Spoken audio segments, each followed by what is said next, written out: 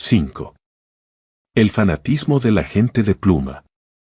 El observador superficial difícilmente advierte la hoy prevalente intolerancia del gobernante contra el disidente, ni menos aún cala las artimañas y maquinaciones empleadas para ahogar la voz del contrario.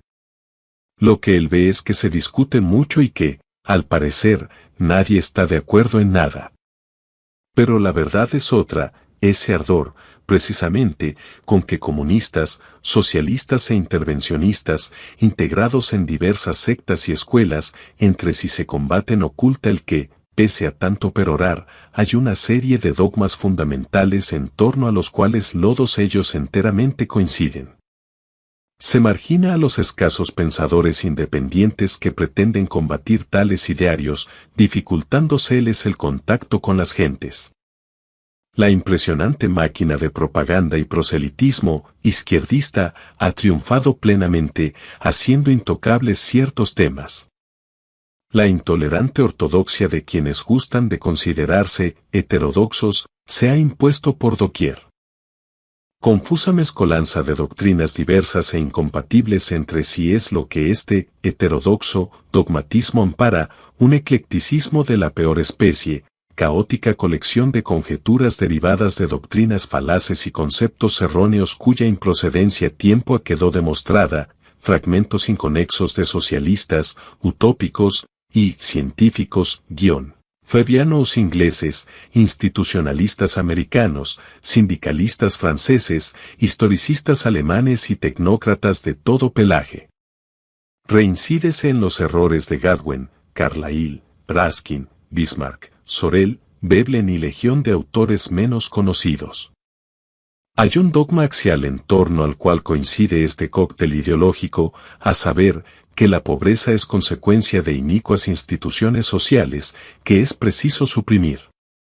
La instauración de la propiedad y de la empresa privada fue el pecado original que privó a la humanidad de la dichosa vida del Edén, el capitalismo solo benefició a explotadores sin entrañas, y condenó a las honradas masas trabajadoras a progresiva degradación y pobreza. Pero existe el Estado, verdadero demiurgo, capaz él solo de doblegar al avariento aprovechante. La idea de servicio debe sustituir a la idea de lucro, ni las intrigas ni las brutalidades de los reyes de las finanzas podrán detener la ya inaplazable revolución social, deviene imperativa la planificación centralizada, y habrá, entonces, abundancia y riqueza para todos. Quienes impulsan esta gran transformación son progresistas, pues batallan por un ideal generoso y que además conforma con las leyes inexorables de la evolución histórica. Quienes se oponen son reaccionarios, por cuanto, en vano empeño, pretenden detener el avance inexorable del progreso. Los progresistas abogan por medidas que, de inmediato, aliviarán la suerte de las masas dolientes, a saber, la expansión del crédito y el aumento de la circulación fiduciaria, los salarios mínimos coactivamente impuestos por el Estado o los sindicatos, con la connivencia de aquel, la tasación de los precios y alquileres, y múltiples otras medidas intervencionistas. Ante tanta vana palabrería, la ciencia económica se alza, demostrando que, por tales vías, no es posible alcanzar los objetivos que sus propios patrocinadores desean conseguir, provocándose situaciones todavía más insatisfactorias que aquellas que se pretendía remediar. La expansión crediticia engendra las crisis y las depresiones reiteradas, la inflación hace subir vertiginosamente los precios, los salarios superiores a los del mercado desatan paro indominable, las tasas máximas reducen la producción y las mínimas provocan la aparición de excedentes incolocables. La realidad de tales acertos ha quedado evidenciada de modo irrefutable por la ciencia económica. Ningún pseudoeconomista izquierdista se ha atrevido a negar su certidumbre. El cargo fundamental que los progresistas formulan contra el capitalismo consiste en asegurar que la periódica reaparición de crisis, depresiones y paros son fenómenos típicos y consustanciales al sistema. Los liberales opinan precisamente lo contrario, que las depresiones y el paro son consecuencia de las medidas intervencionistas que previamente adoptara el gobierno para mejorar las cosas y enriquecer a las masas. Ninguna de ambas, diametralmente opuestas, posturas debe aceptarse a fuer de dogma indisputable. Lo más lógico parece sería estudiar a fondo los temas en cuestión, deduciendo las oportunas conclusiones, para después, honesta y abiertamente, difundirlas. Ese planteamiento, sin embargo, no es del agrado de los progresistas, por constarles que, de tal debate, sus idearios van a salir mal parados, heridos de muerte. Por eso procuran disimular el fondo de las cosas, evitar que la condenable herejía liberal inficione las aulas universitarias, los cenáculos intelectuales y el ágora pública en general. Ataques y agravios graves soporta quien quiera osa seguir la expuesta vía liberal, disuadiéndose al joven estudioso para que no lea tantas estupideces. Existen, para el dogmático progresista, dos grupos sociales antagónicos que se disputan la renta nacional. Los terratenientes, empresarios y capitalistas, la empresa, que, bajo un régimen de libertad, se apropiaría de la parte de León, dejando para el trabajo, empleados, obreros y campesinos, tan solo pobres migajas bastantes únicamente para la mera supervivencia. Los trabajadores, lógicamente irritados por la codicia de los patronos, lo natural sería que apelaran a las propuestas más radicales del comunismo, con la consiguiente supresión de la propiedad privada. La mayoría, sin embargo, es paciente y moderada, por lo que rehúye un radicalismo excesivo. Rechaza el comunismo y, de momento, se aquieta, aun no percibiendo la totalidad de esas, no ganadas, rentas que, en justicia, le corresponden. Admite las soluciones intermedias, el dirigismo económico, el Estado-providencia, el socialismo.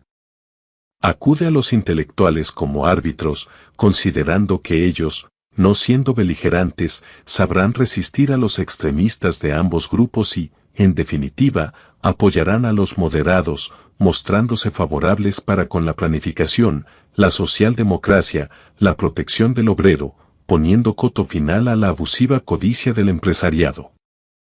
Innecesario parece reincidir en detallado análisis de los desaciertos y contradicciones que tal modo de razonar encierra. Bastará con destacar tres errores básicos. Primero, el gran conflicto ideológico de nuestra época no gira en torno al modo de distribuir la renta nacional. En ningún caso se trata de una lucha entre dos clases, cada una de las cuales pretendería apropiarse el mayor porcentaje posible de específico montante a distribuir.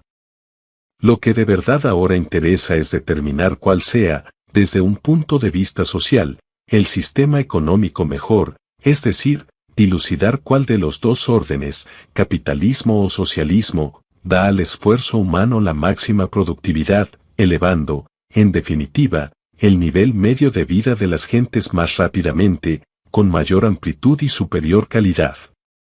Pero, en cuanto tal vía emprendemos, de bruces nos damos con el problema de la imposibilidad del cálculo económico bajo el socialismo, sistema que, por razones intrínsecas y de definición, jamás puede racionalmente ordenar la actividad económica. Horroriza a los socialistas la mera insinuación del tema, por lo que procuran escamotearlo como sea, relegándolo al limbo del olvido, que nadie ni siquiera lo mencione, postura con la que ponen bien de manifiesto la intolerancia de su dogmatismo.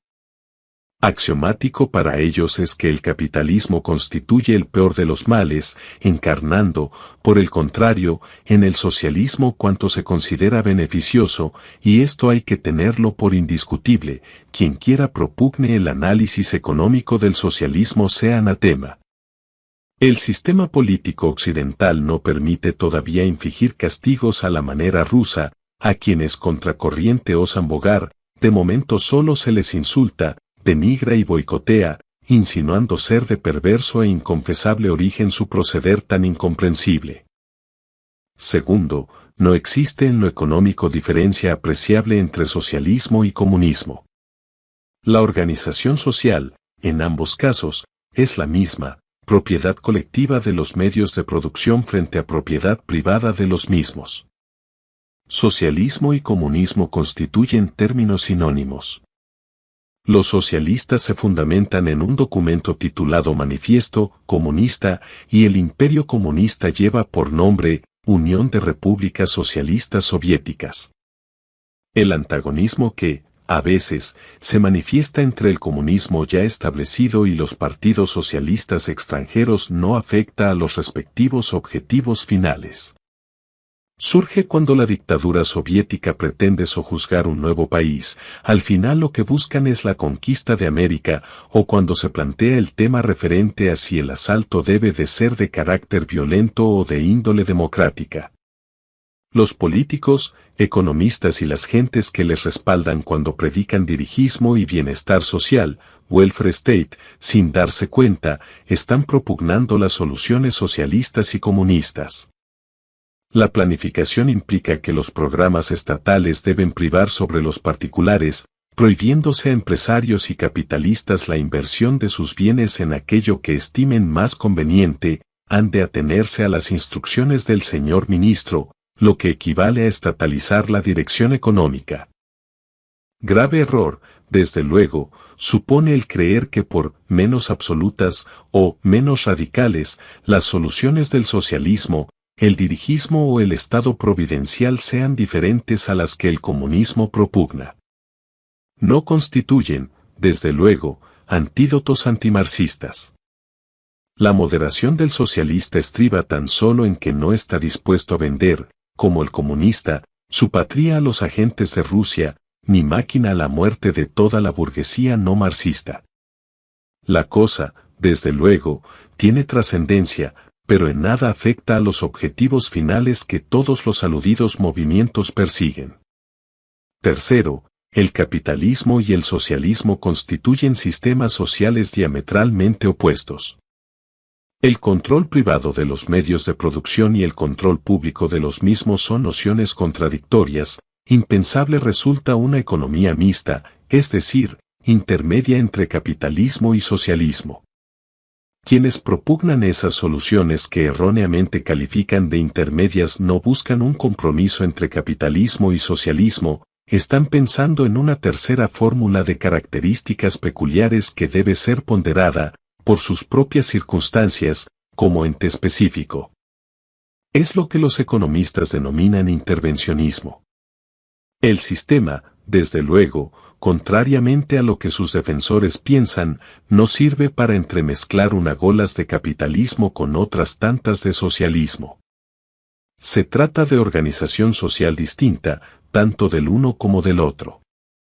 El economista asegura, sin que por ello deba calificársele de intransigente o de extremista, que el intervencionismo no puede alcanzar los objetivos deseados, es más, viene a empeorar la situación, incluso desde el punto de vista del intervencionista que implanta la injerencia. Decir esto no es caer en el fanatismo o la obcecación, simplemente es describir las inevitables consecuencias del intervencionismo. Cuando Marx y Engels, en el Manifiesto Comunista, abogaban por ciertas medidas intervencionistas, no pretendían buscar salomónico arbitraje entre socialismo y capitalismo.